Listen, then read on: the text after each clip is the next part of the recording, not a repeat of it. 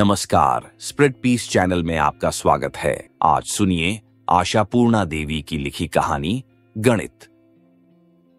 औरतें इतनी जल्दी बूढ़ी क्यों हो जाती हैं? नंदा क्यों इतनी बूढ़ी हो गई? आईने में खुद को देखते हुए रंजन ने एक बार फिर सोचा। वह रोज ही यह बात सोचा करता है।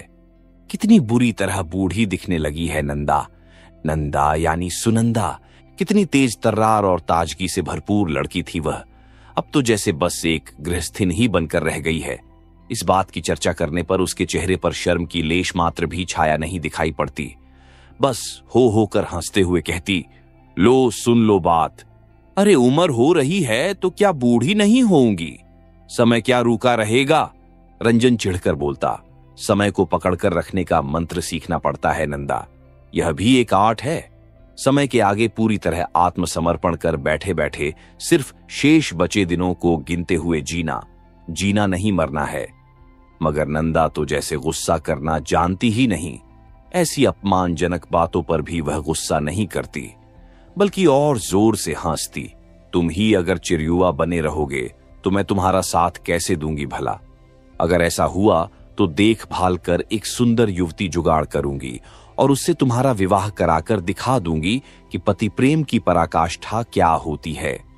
लगता है नंदा का रसिक स्वभाव भी धीरे धीरे उसके स्थूल होते मुखड़े की तरह मोटा होता जा रहा है। सुनकर विरक्ति से रंजन का शरीर जल उठा। इस भद्दे मजाक के साथ फूटती हंसी के कारण नंदा की मोटी देह डोलने लगी। भारी गालों के आसपास झुर्रियां पड़ गईं और रंजन राय उसको गहरी नजर से ताकते हुए उसमें पुराने दिनों वाली B.A. की छात्रा सुनंदा सेन को खोजने की व्यर्थ चेष्टा करता रहा और अंततः विरक्त होकर वहां से हट गया। रंजन राय तो आज भी लगभग वैसा ही है जैसा पहले था। नियमित व्यायाम से गट्ठी हुई उसकी देह का आईने में दिख रहा यह प्रतिबिंब और उस दीवार पर टंगी M.A. के छात्र रंजन राय की कैमरे से उतारी गई तस्वीर, दोनों में क्या फर्क है भला? कितना बदला है रंजन और नंदा? मेज पर रखी नंदा के विद्यार्थी जीवन की वह तस्वीर जिसे नंदा ने विवाह से पहले रंजन को उपहार में दिया था, रंजन की ओर देख देख कर व्यंग्य से हंसा करती थी। चिढ़कर रंजन ने एक दिन इस तस्वीर को मेज पर से हटाकर दराज में ठूंस दिया था। उसने उसकी वह तस्वीर मेज पर से हटा दी है, इस बात पर न तो नंदा की तत्काल नजर पड़ी, न बाद में ही उसे इसका ख्याल आया।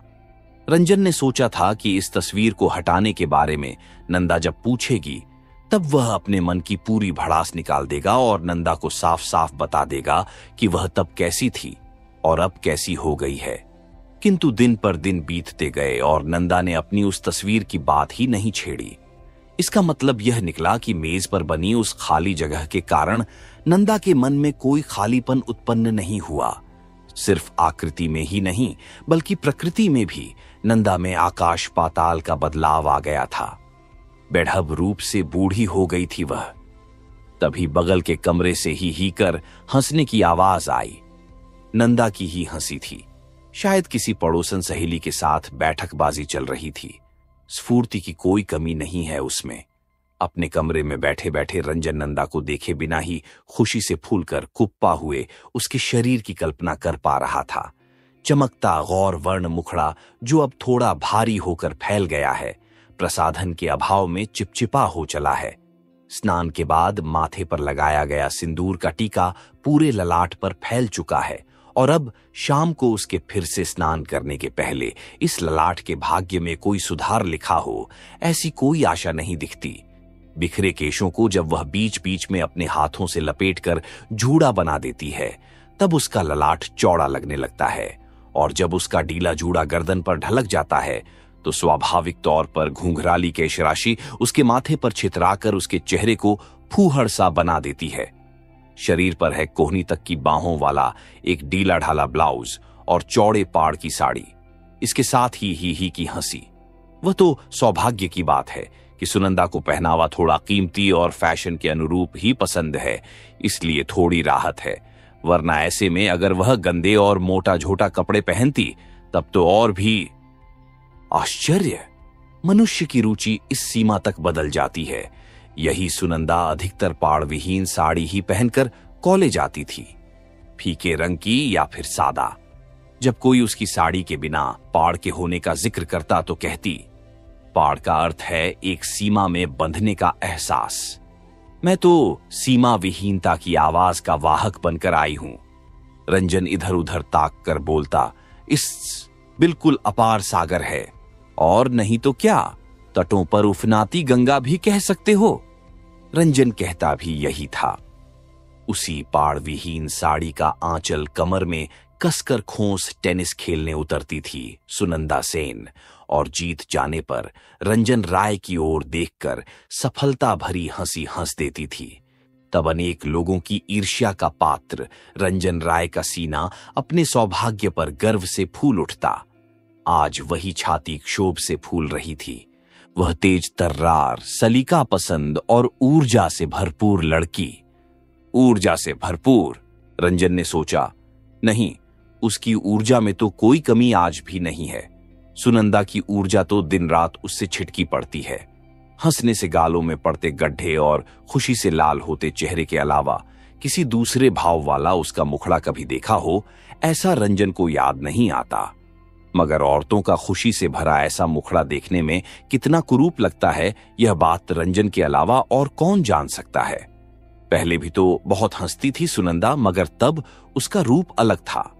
सुनंदा जब कुछ मोटी होने लगी थी, तभी रंजन ने उससे बार बार कहा कि वह कुछ समय निकालकर व्यायाम किया करे, परंतु कौन किसकी बात सुनता है। केवल शरीर ही नहीं, सुनंदा के मन, बुद्धि और रुचि पर भी मोटापे का असर होने लगा था। तभी तो वह रंजन के शरीर पर लद कर हंसते हुए बोलती, क्या जरूरत है मुझे इतनी मेहनत कर स्लिम फिगर बनाने की। अब कोई शादी तो होने नहीं जा रही, बल्कि अगर खूबसूरत दिखने लगूंगी तो तुम्हारी ही चिंता बढ़ जाएगी कि कहीं कोई मेरे प्रेम में न पड़ जाए। ज्यादा बोलने पर कहती, क्या होगा सुंदर दिखकर, बोलो तो, अब तो इतने बड़े बड़े बच्चों की मां बन गई हूं। यही कह कहकर लगता है नंदा अपने बच्चों को बड़ा बना देना चाहती है, वरना कितने दिन हुए ही हैं उनको पैदा हुए। वाह, बहुत खूब, कहते हुए अपने संपूर्ण आंदोलित काया के साथ घर में घुसी। सुनंदा, खूब सजना संवरना हो रहा है ना, तुम्हारी उम्र लगता है कभी नहीं बढ़ेगी। तुम्हारे सजने संवरने का ढब देखकर बच्चे भी न जाने क्या सोचते होंगे, जरूर हंसते होंगे।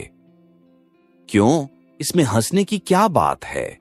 रंजन ने अपनी लंबी सुगठित देह को थोड़ा इधर उधर घुमाकर आईने में देखा और बोला, इसमें हंसने की कौन सी बात दिखाई पड़ती है उनको। यही तुम्हारा क्रीम स्नो पाउडर सेंट। तो इसमें कौन सी भयंकर भूल हो गई भला। तेल नहीं लगाता हूं क्या, साबुन नहीं लगाता हूं। ये सब भी उसी की तरह हैं क्या। वह सब तो आवश्यक है। आवश्यकता की मात्रा सबके लिए समान नहीं होती है नंदा। मेरे लिए यह सारा कुछ जरूरी है, बेहद जरूरी। तुम्हारी तरह फूहड़ तो नहीं रह सकता मैं। फूहड़ और मैं। सुनंदा को इसमें भी हंसी की खुराक मिल गई। रहने भी दो, बोलो मत। मेरे घर जो भी आता है, मेरे घर संसार, रसोई भंडार आदि देखकर खूब बड़ाई करता है। समझे महाशय, सब कहते हैं कि आहा, आपका घर देखकर तो आंखें जुड़ा जाती हैं। हां और क्या, तुम तो सिर्फ रसोई और भंडार का सार ही समझती हो, कहकर अपने संवारे गए केश को फिर से संवारने लगा रंजन।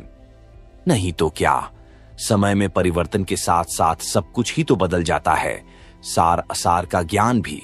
सुनंदा हंसी, जिसके कारण उसके गालों पर गड्ढे और चिबुक पर रेखाओं के बल पड़ गए।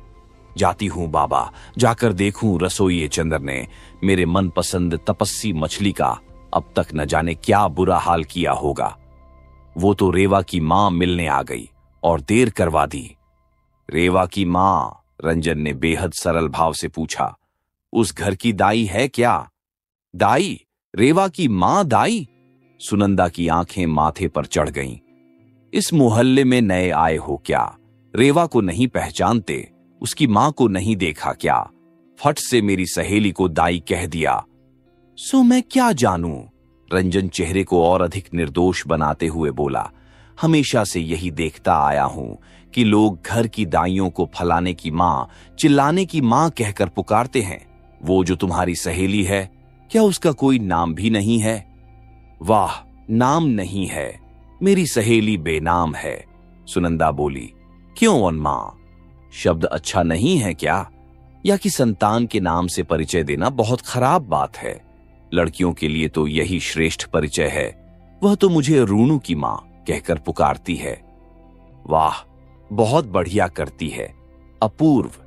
मगर किसी के ढेर सारे बच्चे भी तो हो सकते हैं, किस किस के नाम से परिचय दिया जाएगा? सो तो जिसको जैसी खुशी। रूनू रेवा की सहेली है, इसलिए वह मुझे रूनू की माँ कहती है। निपू के दोस्तों की माँ मुझे निपू की माँ कहती हैं। ठहरो ठहरो भाई, माफ करो मुझे। रंजन चिढ़ गया। लगता है सब फालतू सहेलियां एक ही जगह जमा हो गई हैं। अच्छा, तो इस बार देख सुनकर 2-4 स्मार्ट यंग मैन सखा जमा करूंगी, कहकर अपने सर्वांग में स्फूर्ति की तरंगे लहराती सुनंदा चली गई। और दूसरे ही क्षण घर से बाहर उसकी तेज आवाज सुनाई पड़ने लगी। हे भगवान, 12 बज गए। अरे ओ निपू, ओ रूनू, नहाने गए हो या अभी तक बैठे हो? रविवार है तो क्या नहाने खाने की भी छुट्टी है? सुनकर एक बारगी तो ऐसा लगता है जैसे नंदा अपने बच्चों को डांट रही है, मगर उसकी आवाज का भाव इसके विपरीत है। नंदा की सुरीली आवाज स्नेह और प्रेम से पगी हुई है। यह आवाज आज भी वैसी ही है। आड़ से सुनने पर मन उन्हीं पुराने दिनों की ओर लौटना चाहता है, परंतु समीप आने पर न तो समीप से और न ही दूर से रंजन किसी भी तरह नंदा तक नहीं पहुंच पा रहा है। रूनू, निपू और नंदा जैसे एक ही दल के हैं और उनके बीच ही नंदा खुद को संपूर्ण सार्थक समझती है। मातृ रूप के अलावा उसका मानो और कोई रूप है ही नहीं। लेकिन क्यों? प्रेयसी वाला उसका रूप कहां खो गया? सिर्फ खोया ही नहीं, खोने के कारण हुए नुकसान पर भी उसका बिल्कुल ध्यान नहीं है। रंजन मानता है कि यह नंदा का ओढ़ा हुआ रूप है। चूंकि उसको एक लड़का और एक लड़की हो चुके हैं, इसलिए उसे हमेशा मातरूप ही धारण किए रहना चाहिए, ऐसी उसकी धारणा बन गई है। उसकी इस गलत धारणा को दूर नहीं किया जा सकता क्या? जी जान से कोशिश कर, बच्चों के प्रभाव क्षेत्र से बाहर निकाल, अपनी पुरानी जगहों पर घूमा फिराकर, सिनेमा ले जाकर सुनंदा को क्या याद नहीं दिलाया जा सकता कि यह पृथ्वी आज भी वैसी ही है। पुराने दिनों में दोनों ने जिन जगहों पर प्रेम भरे समय गुजारे थे, वे जगहें अब भी वैसी ही हैं। हो सकता है कि इनकी याद दिलाने पर नंदा स्वयं को फिर से पा सके, मगर उससे यह बात कही कब जाए? कब नंदा अकेली मिल पाएगी? काफी दिनों पहले से ही नंदा ने निपू के सोने की व्यवस्था रंजन के कमरे में कर दी थी और बगल के कमरे में स्वयं अपनी बेटी के साथ अपने बिस्तर पर सोती थी।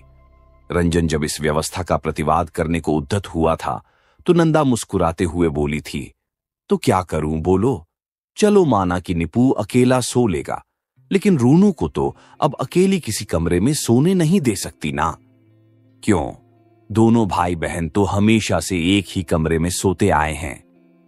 एक ही तरह की व्यवस्था को भला हर समय के लिए लागू रखा जा सकता है क्या? तो क्या अब यही व्यवस्था बहाल रखनी पड़ेगी? उपाय भी क्या है? विचित्र तरीके से नंदा हंस पड़ी थी। भविष्य में जब बेटी को दामाद के घर विदा कर दूंगी, तब जरूर तुम्हारी समस्या का हल निकल सकता है। तब जाओ, तुम अपने मनपसंद भंडार घर में ही सो जाकर, कहकर रंजन उसकी हंसी की उपेक्षा कर वहां से चला गया था। तब से नंदा की यह व्यवस्था ही चली आ रही है, इसीलिए उससे एकांत में मिल पाना मुश्किल है। रंजन ने सोचा कि खाने के समय अपनी बात कह देगा, बच्चों के सामने ही कह देगा। सीधे और साफ तौर पर कहेगा, मेट्रो का 2 टिकट खरीदा है, शाम को अपने इस रसोई घर का काम थोड़ा कम ही रखना। बच्चे क्या करेंगे? रोएंगे, हाथ पैर पटकेंगे, हंसेंगे।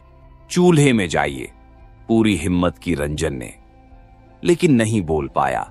खाने की मेज पर तो नहीं ही बोल पाया। रंजन ने स्वयं ही माहौल खराब कर डाला, मगर कोई चारा भी न था।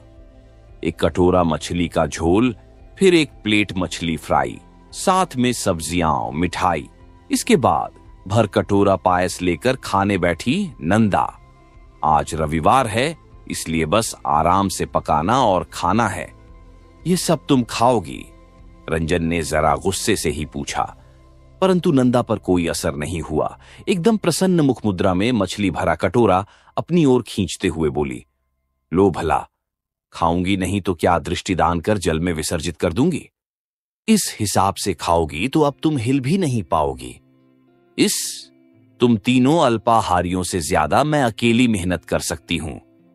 बात गलत भी नहीं है। शरीर भारी होते हुए भी नंदा बहुत मेहनत कर सकती है। घर में तो उसके हाथ पांव थमते नहीं हैं, पूरे मोहल्ले में भी दौड़ती फिरती है। किसी के घर दामाद आने वाला है तो नंदा चली फरमाइशी खाना बनाने। किसी की लड़की को कोई देखने आने वाला हो, किसी की बहू भात में बहू को सजाना संवारना हो तो नंदा की नींद उड़ जाती है। उन्हें सजाने के लिए अपने घर से ही श्रृंगार का हर एक सामान उठाए दौड़ी चली जाती है। लोगों के लड़के लड़कियों के विवाह की खरीदारी करने में भी नंदा के उत्साह का कोई अंत नहीं रहता। किसी को कोई अच्छी साड़ी खरीदनी हो या नए गहने बनवाने हो, मार्केटिंग के लिए नंदा को उनका साथी बनना ही पड़ता है। फिर भी नंदा की इस कार्यक्षमता के प्रति रंजन ने कोई आदर भाव नहीं जताया और विरक्ति से मुंह टेढ़ा कर बोला, तुम खा खा कर ही मरोगी एक दिन। नहीं तो कभी नहीं मरूंगी। क्यों? ही कर नंदा इतना हंसी कि मछली का झोल उसकी साड़ी पर गिरने लगा। मरना तो एक दिन पड़ेगा ही, तो फिर तुम्हारी तरह नाप तोल कर छटाक भर खाकर वजन कम कर क्यों मरूं? खाकर ही मरूंगी। जब लोगों के कंधों पर चढ़कर जाऊंगी तो रास्ते में लोग कहेंगे कि देखो, इसे कहते हैं लाश। ये महिला जरूर किसी बड़े आदमी की गृहिणी होगी, इसमें कोई संदेह नहीं। वाह, कितनी सांत्वना की बात है। क्यों नहीं भला? मरने के बाद लोग हमारे बारे में क्या सोचेंगे, इस बारे में नहीं सोचता क्या कोई? बात से बात निकलते निकलते प्रसंग बदल गया और वह मूल बात रंजन कह ही नहीं पाया। दोपहरियां ढलने के समय सुनंदा कमरे में आई थी। खाने पीने के बाद रसोइया नौकरों के खाने का इंतजाम कर, भंडार घर व्यवस्थित कर, हाथ में पान की डिबिया लेकर। छुट्टियों की दोपहर में बस इतना ही साथ मिल पाता है रंजन को। लेकिन क्या किसी चाची मौसी बुआ की तरह दिखने वाली इस महिला की ही चाहना है रंजन को? रंजन ने पहले पान की ही बात कर दी। रात दिन भरगाल पान चबाते हुए तुम्हें शर्म नहीं आती? ओ मां, जरा बात तो सुनो। असली पान दोष, शराब पीने की लत में तो लोगों को शर्म आती ही नहीं, तो भला इस निर्दोष पान के बीड़े पर शर्म आएगी? क्या करूं, रेवा की मां ने इसका नशा लगा दिया है। हठात रंजन ने दराज में से मेज पर से हटाकर रखी गई उसकी उस तस्वीर को बाहर निकाला। इसे पहचानती हो? नंदा चेहरे पर कौतुकपूर्ण मुस्कुराहट लिए हुए उस तस्वीर को कुछ पल देखकर बोली, थोड़ा थोड़ा। एक बहुत बकबक करने वाली एक वाचाल लड़की थी। दुख की बात है कि इस लड़की की अप्राकृतिक मृत्यु हो गई है, रंजन ने तीखे स्वर में कहा। सुइसाइड कर ली है इस लड़की ने। हाय रे, मैं मर जाऊं, बेचारी। सुनंदा हंस पड़ी। क्या थी तुम और आज क्या बन गई हो? तुम्हें कुछ ध्यान भी है? जो थी वही हूं, हंस पड़ी सुनंदा। वही वाचाल और बकबक करने वाली, बस थोड़ी मोटी ही तो हो गई हूं। सिर्फ देह से ही नहीं, दिमाग से भी मोटी हो गई हो। तुम्हें तो कभी गुस्सा भी करते नहीं देखता। तुम्हारी बातों पर यदि गुस्सा करने लगूं ना, तो हर पल मुझे गुस्सा ही करते रहना पड़ेगा। तब बच्चों के सामने हमारी क्या प्रतिष्ठा रह जाएगी? नंदा जैसे थोड़ा गंभीर हुई। बाल बच्चे और सिर्फ बाल बच्चे। तुम तो ऐसा व्यवहार करती हो जैसे इस संसार में किसी और को बाल बच्चे होते ही नहीं हैं। नजरिया थोड़ा बदलो। अपने उस रसोई घर में दिन रात मुगलई, पराठा, चाइनीज, पुलाव और नेपाली मिष्ठान्न के पीछे पड़े रहने की बजाय फिर से बाहर बाहर घूमना सीखो। समझी? वाह, मैं बाहर निकलती नहीं क्या? हमेशा तो निकलती हूं, घूमती हूं। सहेलियों के साथ तुम्हारे मार्केटिंग करने को मैं घूमना नहीं मानता। चलो ना, आज फेरी स्टीमर पर घूम आते हैं। राजगंज में क्या? हाँ चलो ना। सुनंदा बड़े उत्साह से खड़ी हो गई। मैं तो हर समय तैयार रहती हूं, तुम्हें ही तो समय नहीं मिलता। उठो, चलो उठो। अभी नहीं, शाम को। अरे लौटने तक तो शाम हो ही जाएगी। ज्यादा रात होने पर रूनू को ठंड लग सकती है, खांस रही है कुछ दिन से। सुनंदा जब बोलती है तो एक सांस में तेजी से बोलती जाती है, जिसके कारण किसी दूसरे को बीच में बोलने का मौका ही नहीं मिल पाता। रंजन को भी नहीं मिला। बात समाप्त होते ही भौहें सिकोड़कर बोला, रूनू, इस दृष्टि और इस प्रश्न का अर्थ समझ न पाए सुनंदा की बुद्धि इतनी भी मोटी नहीं हुई है, इसलिए थोड़ा बुझे स्वर में बोली, वे नहीं जाएंगे क्या? नहीं, यह ठीक होगा क्या? क्यों ठीक क्यों नहीं होगा? रंजन तीखे स्वर में बोला, तुम घर से बाहर नहीं निकलती, ऐसी भी तो बात नहीं। क्या सब लोगों को अपने बच्चों को अपने आंचल में बांधकर ही घूमते देखती हो? सुनंदा थोड़ा झेंप कर बोली, ये थोड़े ही कह रही हूं, बस मुझे अच्छा नहीं लगता। वे घर पर पड़े रहेंगे और हम लोग सज संवर कर घूमने जाएंगे। इसके अलावा सुनंदा रुक जाती है। वे दोनों बच्चे नहीं हैं जो मां बाप की इस हृदयहीनता पर रोने लगेंगे, समझी? यह पक्की बात है। लेकिन तुम्हारा यह इसके अलावा क्या है? सुनंदा चेहरा उठाकर हंसते हुए कहती है, वे बच्चे नहीं हैं, यही तो समस्या है। निपू तो खेलने चला जाएगा। अब शाम में रूनू को इतनी देर घर में अकेली छोड़कर जाऊंगी? गाना सिखाने वाले मास्टर आएंगे। छिछि नंदा, छिछि। लगा जैसे रंजन धिक्कार की आग में ही जलाकर राख ही कर देगा उसे। अपनी सोच को इतना पिछड़ा और इतनी निकृष्ट बना डाला है तुमने। आश्चर्य, तुम तो भी पास हो ना, विश्वास ही नहीं होता। उस छोटी सी बच्ची के संबंध में इस तरह की बात करने में तुम्हें कोई संकोच नहीं हुआ। बच्ची कह देने से ही क्या वो बच्ची बन जाएगी? सुनंदा ऊंची आवाज में बोली, 15 वर्ष तो पूरा होने चला। यह कोई उम्र नहीं है। असल बात तो यह है कि वह तुम्हारे लिए एक बहाना है।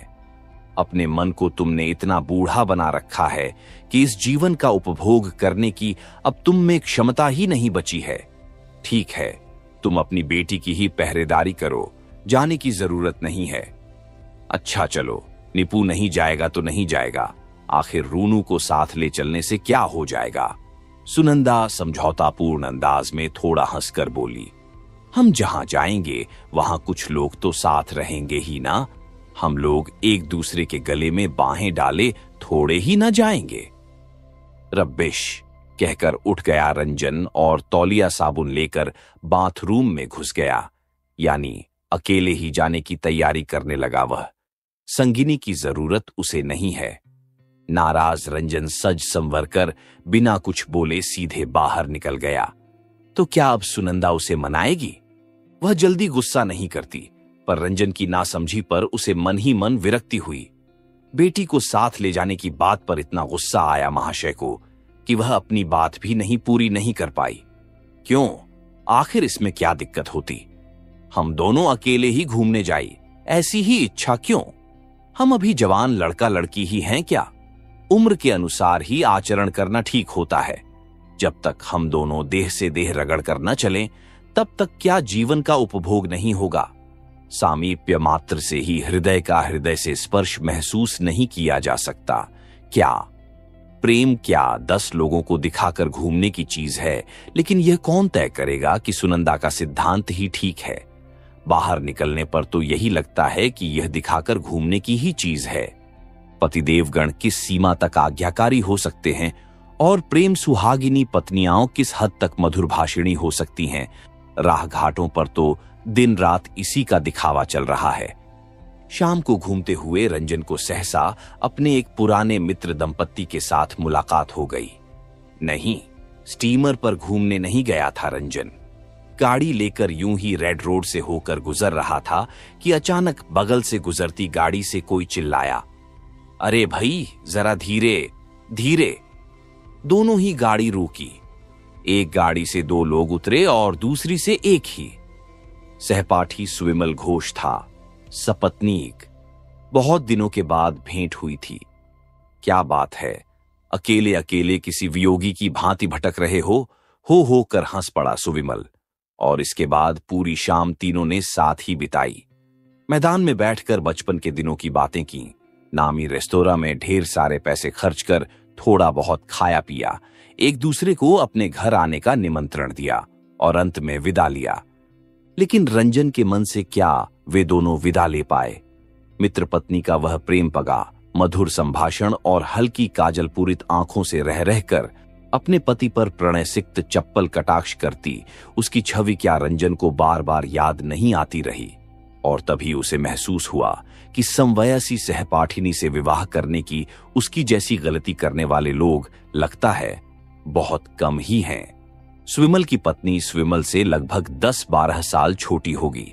उसके छोटी होने के कारण ही तो आज भी स्विमल उसकी प्रेम भरी नजरों का शिकार बनने का सौभाग्य प्राप्त कर रहा है। अच्छा, 10-12 बरस के बाद क्या स्विमल की पत्नी भी नंदा की तरह बूढ़ी हो जाएगी या नहीं होगी? हो सकता है कि हो जाए, परंतु क्यों?